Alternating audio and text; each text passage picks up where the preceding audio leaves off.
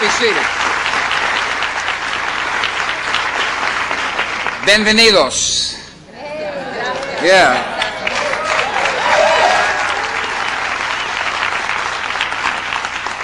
Here's the way I like to put it. Mi Casa Blanca es su Casa Blanca.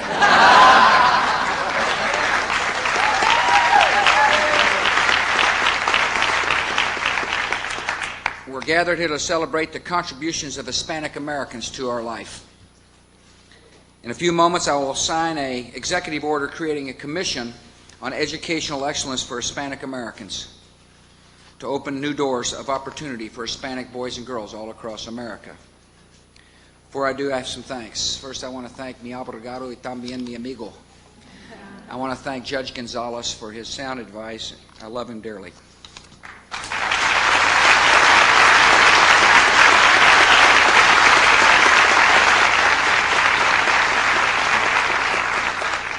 I want to thank the boys and girls for leading us in the pledge. Thank you all for leading.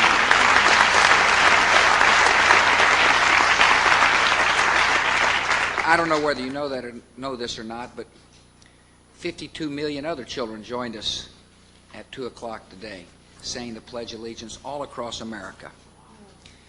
These past weeks have given new meaning to those old words and have only deepened our allegiance to our nation and to our flag. I want to thank Jockey and Arturo for lending their voice and horn to this room. We've had some great music here throughout the years, and it's going to be hard to top what we heard today. I want to thank them both for coming. I want to thank all those voces americanos that sang today. I'm honored that you all are here. I love your music. I love your passion. I love your love for America. And we're glad you're here, and I'm glad America got to see some of our country's finest artists perform here in the East Room on a song that talks about the solidarity and love for our country.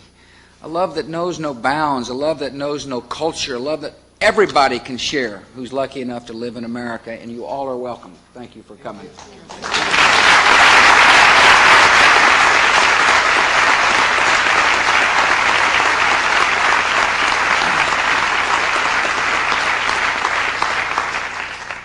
And I want to thank Emilio especially for lending your talents. The last time you were here was Cinco de Mayo. I said, next time you come, make sure you bring Gloria. Just goes to show the power of the presidency. I want to thank Luis Paulo as well for your prayer. And I want to thank Don Francisco as well. It's good to see you again, sir. Thank you for coming. I am proud that there's a dos embajadores aquí, uno de Mexico. Good to see you, Ambassador Juan Jose Bremer from Mexico, y también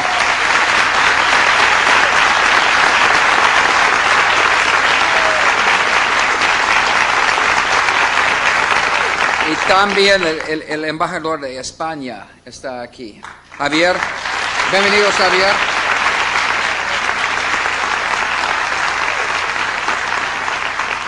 I should have said there was 3 ambassadors. I meant 2 ambassadors to America, but one of a friend of mine.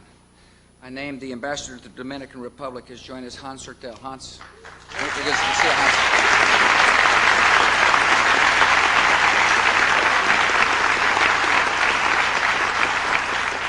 I named a person who participated in Operation Pedro Pan. For those of you who don't know Operation Pedro Pan, years ago, Cuban moms and dads put their sons or daughters on a boat to America in order that they could live freely. They were uncertain about their own fate, but they knew they wanted their children to grow up in America, one of whom is now here. He's in my cabinet, Mel Martinez.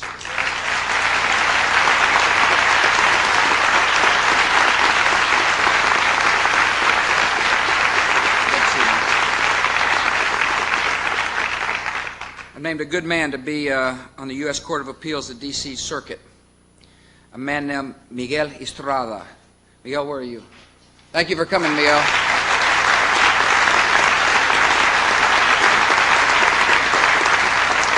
You know, there's a lot of talk in Washington about making sure we have diversity on our courts, and there should be.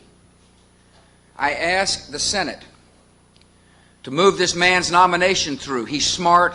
He's capable. He needs that job. America needs to have him on the bench. Get him moving. before it's too late.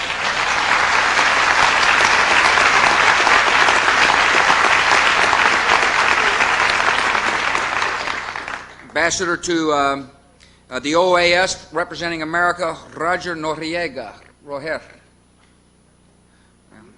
He sent in his card, but didn't show. There he is. Roger, how are you, buddy?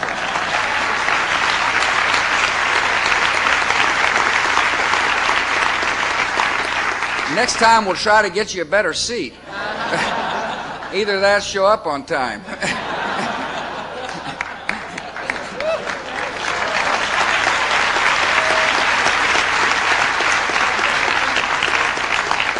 Al Rascon, who's the National Director of the U.S. Selective Service and, more importantly, a recipient of the Medal of Honor, is with us today. Thank you, Al, for being here.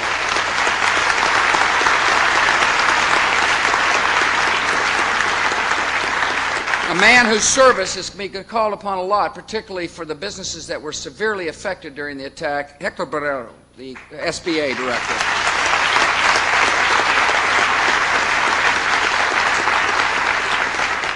Leslie Sanchez, who's the Executive Director of the White House Initiative on Educational Excellence for Hispanic Americans. How are you, Leslie? Leslie, right in front of me. The Treasurer of the United States, Rosario Marin. Rosario.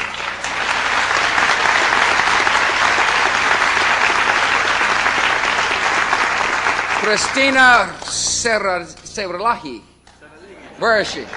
Christina.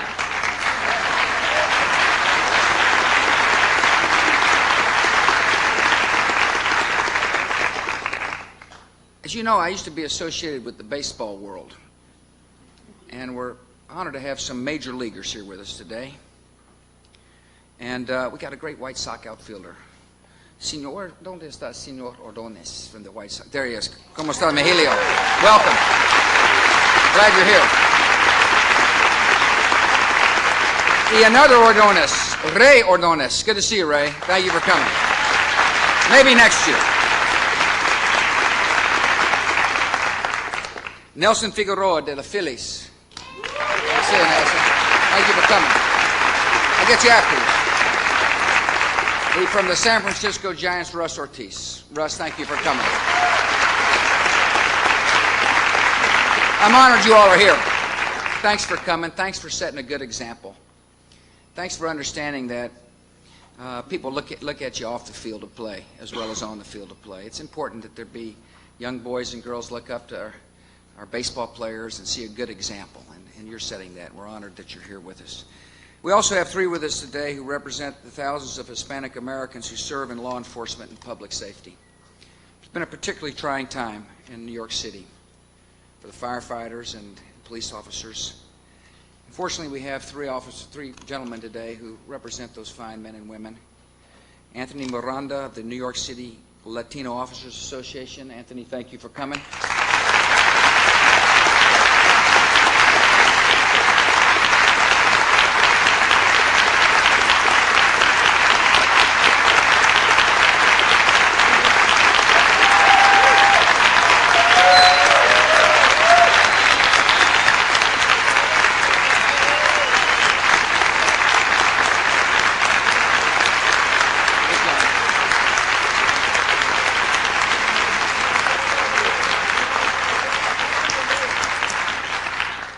Let me try this a different way. We have two others to introduce. From the Hispanic Society of the New York City Police Department, we got Luis Hernandez, and from the Hispanic Society of the New York City Fire Department, Miguel Ramos. Now, thank you all for coming.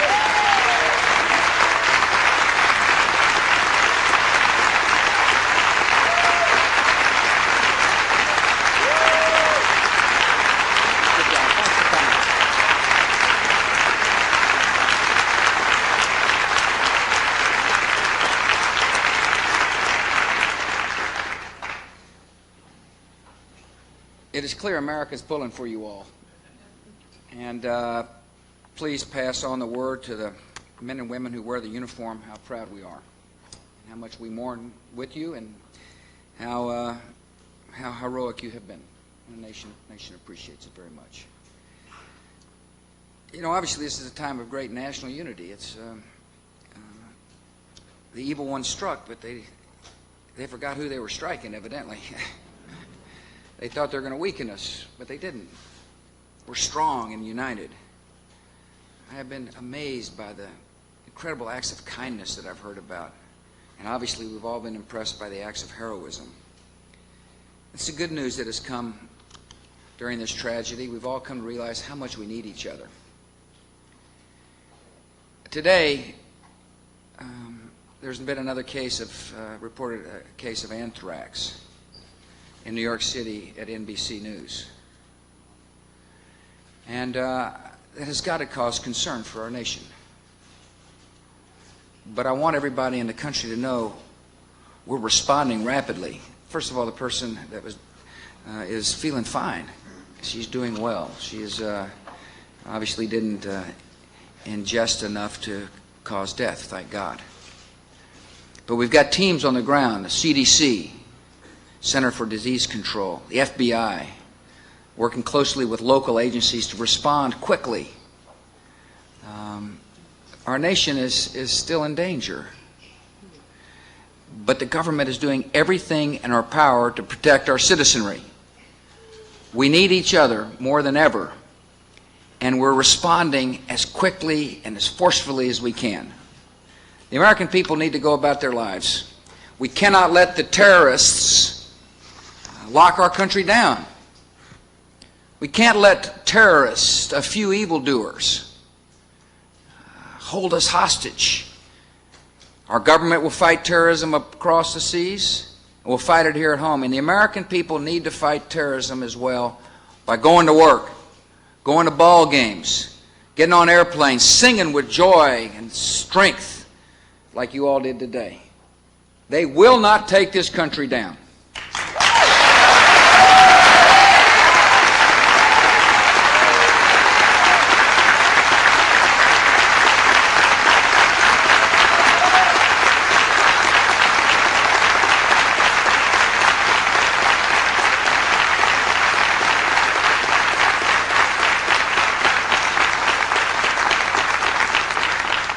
We will not be cowed, and we're certainly not going to be divided.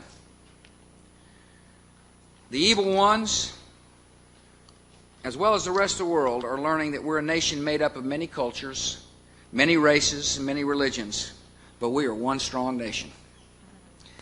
We've suffered loss together. We have entered a mighty struggle together, and we will prevail together. The diversity of America has always been a great strength of this country. Here you can be proud of your cultural heritage, proud of your ancestry, proud of your native language, and still be a proud American.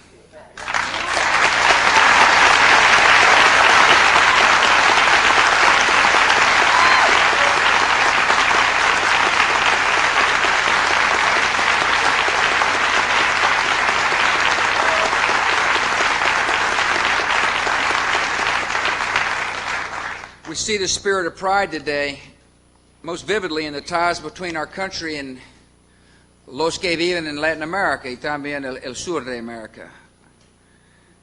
A lifetime in Texas has given me many things to be thankful for. But one of them, for certain, is my appreciation for the Hispanic culture. I realize how much the Hispanic culture has enriched my state. And I realize how much the Hispanic culture enriches my nation as well.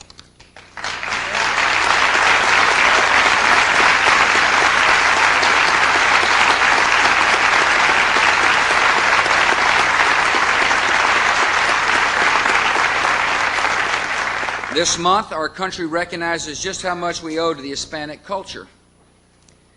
And more important, to the Hispanic Americans, we're proud to call our fellow citizens. And we do so, as we do so, we recognize as well our obligation to ensure that every American has an equal place in our society from the earliest years in life.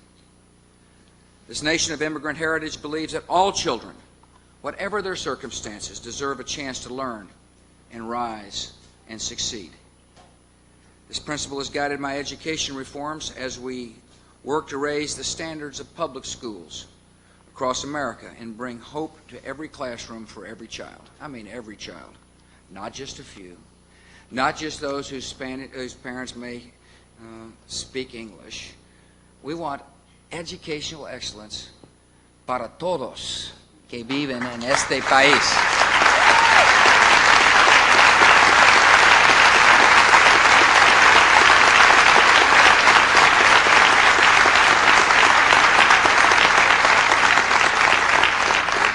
So today I am creating a commission to help chart the path to greater achievement amongst the Hispanic American students in every part of our country. I am pleased to sign this order in front of such distinguished company, and I'm proud to be the president of such a great nation. Thank you for coming. God bless.